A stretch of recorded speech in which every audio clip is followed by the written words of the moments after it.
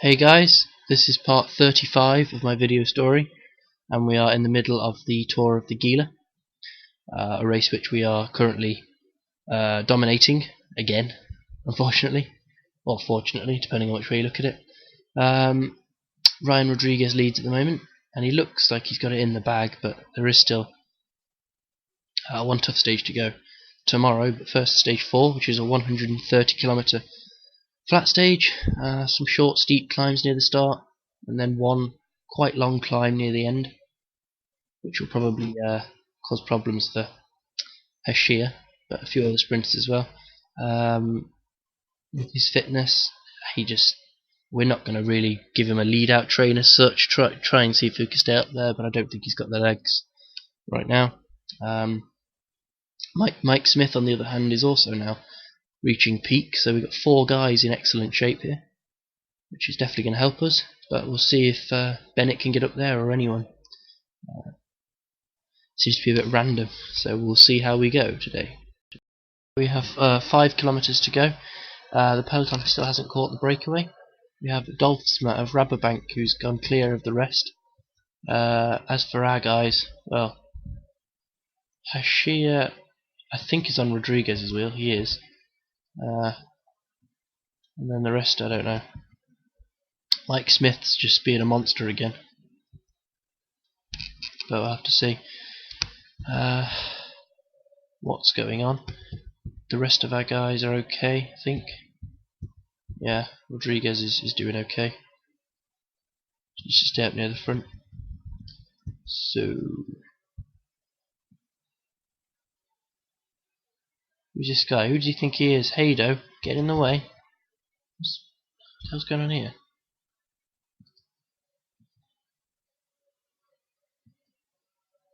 Go! Go! Everybody go! Oh, that's annoying. No, Cassidy's new sprint. Right, so we have just caught the breakaway.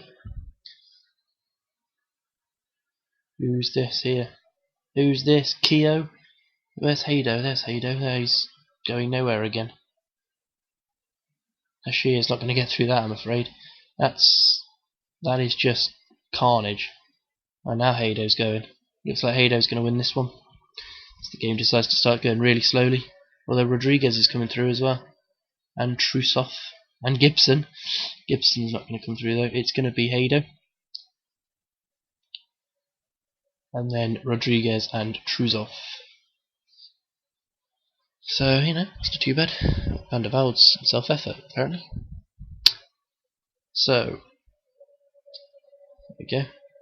No surprise there. Then Gibson just outsprints Hashir. Americans everywhere. So that's much better. Come back on the results screen. There was a big split as well, by the way, but no one important was dropped. So Haydo got the win that he should get even, being comfortably the quickest sprinter at this race. Gibson, Hashir, Bennett was 12th, Smith 16th. So all of our 4 Americans were the highest finishes. Then Meek, Cassidy, Rodriguez, and Van der Velde. So yeah, as you can see, there was only about 100 riders finished in the same group. 106. It's mostly just terrible climbers. They got dropped on this climb near the end, so there's no one that's particularly important. Black crashed before the climb, couldn't get back on, so yeah. A harder stage than it looks. I don't know who the highest guy that lost time. I mean, a long way down. Sousa was the best placed rider that lost time, so nobody important. 1 stage to go. But before we finish off in America, we've got the Circuit de Wallonie in Belgium. As you can see, it's 195 kilometers. 4 cobbled. Well, it's the same on, obviously. It's a circuit, but one cobbled section that's quite on a very steep hill. We have to go over 4 times, and it looks like a slightly uphill finish as well. So You have to be very good here, very strong rider to do well here. Luckily, we have a couple of very strong riders in Varga. Well, three actually: Varga, Kelly, and Van Maxfield. Varga will be the leader because he's stronger at the moment physically, and he's better on cobbles. So he's just better in general. Gombach obviously can't do cobbles. Neither can Heikkinen or Fisher, but you know, they come along for the ride. Fisher will probably try and get into the break because he's very fit. There's Heikkinen can just be a domestique. Gombach can look after his Hungarian friend Varga. And Kelly and Van Maxfield obviously we have as free rolls. They can maybe launch some sort of an attack from far out. Certainly Waldo will be looking to, but we'll see. Depends how hard the race is, obviously, and depends who else is here. It's only a 0.2 race again, so we should have one of the strongest teams here. So we'll see how it goes. So just a little mid-race update here. 80 something kilometers to go, and breakaway of 2, which is Rechka and Rigaud. Have 3 minutes on the peloton. There was an early breakaway of 7, which Fisher was in, but they were brought back presumably because of Fisher. We've now got Fisher, Heikkinen, De Pavine, and De Vries all riding on the front, doing the job for the team. And yeah, it's definitely up to us. Varga's the overwhelming favourite for this race, but it's pretty tough. Again, very windy, so gonna have to watch out for headwinds and crosswinds and whatnot. And as you can see, that climb is very, very, very steep. So it's gonna be a leg breaker, but we'll see how it goes. Gap's gone back up to 3 minutes, but we're not worried about that at the moment. We'll start chasing harder in a bit, and yeah, then it might be time to send someone on the attack. Maybe a bit of Waldo action. So we have 15 kilometers to go. Got one lap to go. Sorry. The group of 16 is now ahead. We've just caught Rechka actually, and as you can see, we've got 4 guys in here. Although De Vries is done. Van Maxfield put the pressure on the last cobbled climb, and it split it up like this. And here's an attack, which is not good. So, just what the hell? Van Maxfield has just been blocked by his own teammates, but there you go.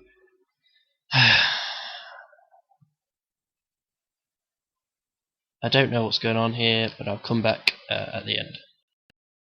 We have 2 kilometers to go here. I kind of forgot to record because I was enjoying the race so much. Unfortunately, it was like the guy that attacked on that last clip somehow managed to win this. Varga attacked on the cobble climb, and I attacked with Van Maxfield before, and then so it was quite clever tactics, but it's not quite going to work, I don't think. So Van Maxfield was able to help Varga once he got over the other side.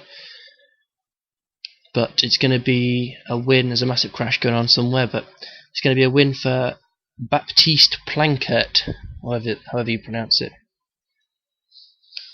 Well, it's well deserved, but I'm not sure how realistic it is, to be honest. Bearing in mind he had the whole Accent Jobs team chasing after him at flat out effort, but there you go.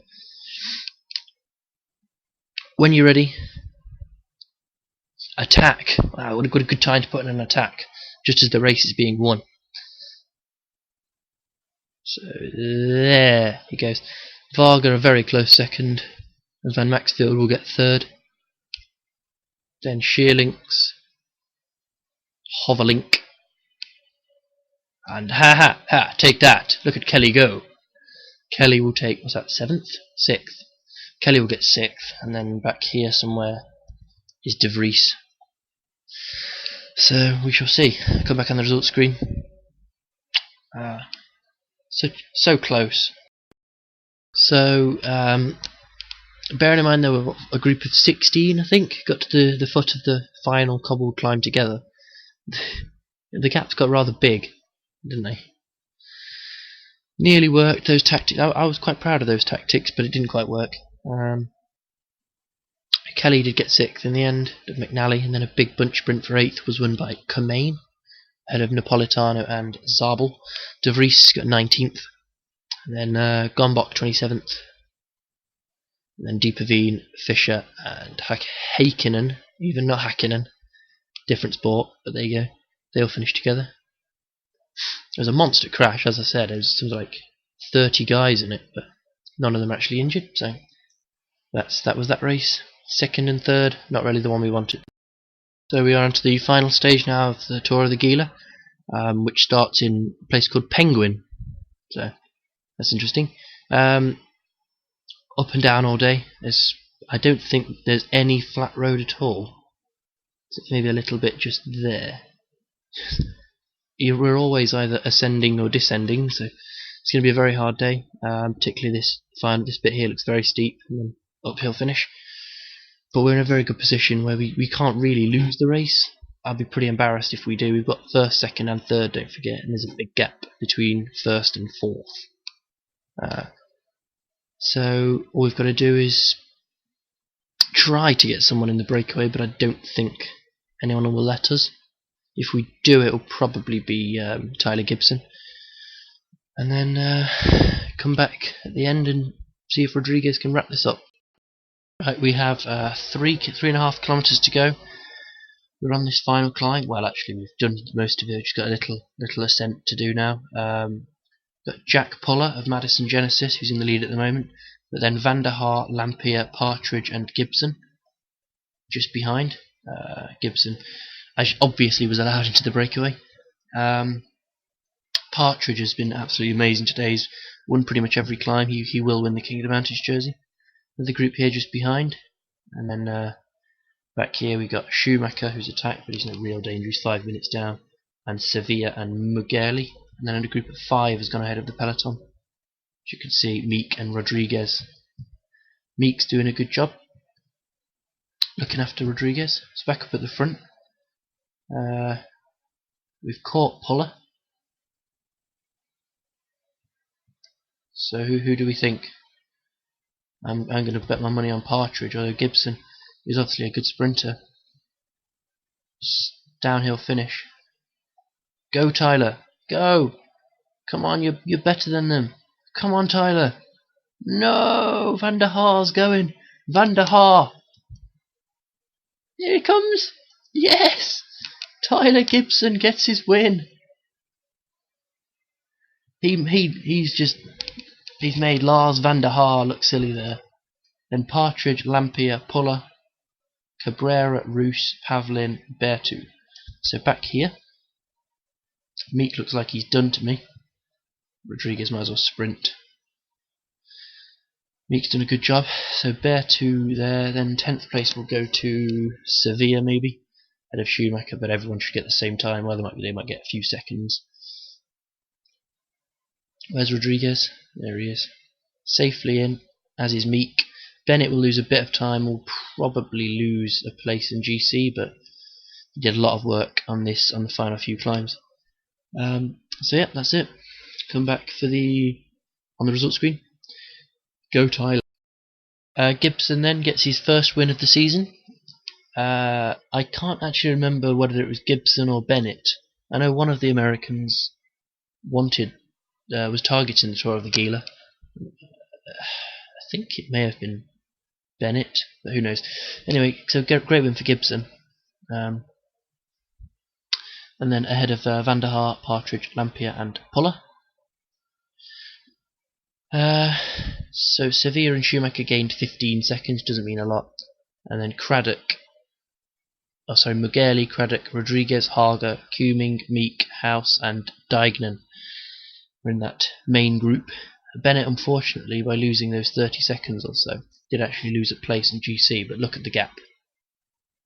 1 second makes Craddock the highest ranked American in the race. That's a bit gutting, isn't it? But anyway, Rodriguez and Meek take out the 1-2. Nose was 5th, then Dignan, Sevilla. It was very close, wasn't it? Between 3rd and 7th. Then Hager, Schumacher and Kuming round out the top 10. Partridge moved up to 12th by being in the breakaway, effort. Van der Haar as well up there, and Roos. They're in the breakaway. Gibson moved up to 22nd. Not too bad. Climbers jersey, as I say, was won by Partridge. He won almost every climb. Gibson ran him close, but just couldn't deal with his acceleration. Points jersey was won by Mark Bennett, I think. Yep, by 1 point from Rodriguez and Gibson a few points further back. So great stuff by Bennett. Deserves that, definitely. Best young rider was obviously Rodriguez ahead of Meek. No difference there. In fact, the whole top 4 were young riders. Team, I would imagine we won it. Let's be honest. Just the 15 minutes ahead of Christina Watchers. Garneau are good at this, aren't they? So that was the Tour of the Gila. Hopefully the Amgen Tour of California will be a bit harder than this. Let's be honest, it should be. So that's coming up soon. Right, so we don't have any more racing in this video. Obviously, next video there'll be a lot. Well, I mean, not in the next video, but in the next week we have a lot of racing. So we're going to go through the results for the last couple of weeks.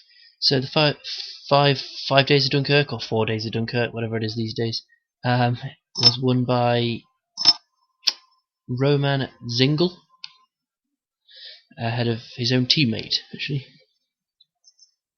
So, yes. Look at all these injuries, tons of them. Genet, Behane, Petit, who won the first stage and then got injured, so plenty of injuries. So that's that. Then the Rund den Finanzplatz Eschborn Frankfurt was won by Cholek, ahead of Napolitano. There's Plankett again. He's in decent form. Makes sense now. I should expect lots of Germans up there. Then a couple of Russian races. Baez won that one, and Brambilla won the flat one. Interesting names up there. Vuelta a la Comunidad de Madrid was won by Navarro, ahead of Andre Cardozo, Baez, Duarte, and Arroyo. I would imagine these are the sort of guys we're going to get at the Tour of California. Hopefully, people like Navarro, Duarte, Koenig, Arroyo, etc. They're good climbers, so hopefully we'll get people like that. And these haven't finished yet. So the Giro obviously is a week old, and at the moment it's led by Joaquim Rodriguez, who's a minute ahead of Nibali, Dan Martin, and Ryder Hagedal. You got Bettencourt, Evans, Bouet, Basso, Van Sommeren.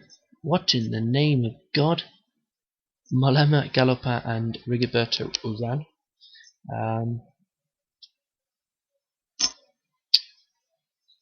So yeah, interesting. I don't know how much it's going to change. I think that's pretty much set. To be honest, it's going to be between those top 2, isn't it, really? Don't think Martin and Hagedal will be good enough to stay up there for the whole thing, but it'll be interesting nevertheless. So that is that. Obviously the next video will be Tour de Picardy, as well as the Tour of California and the Lincoln GP. All sorts of races going on here. So yeah, I think that's it. So thanks for watching, and join me next time.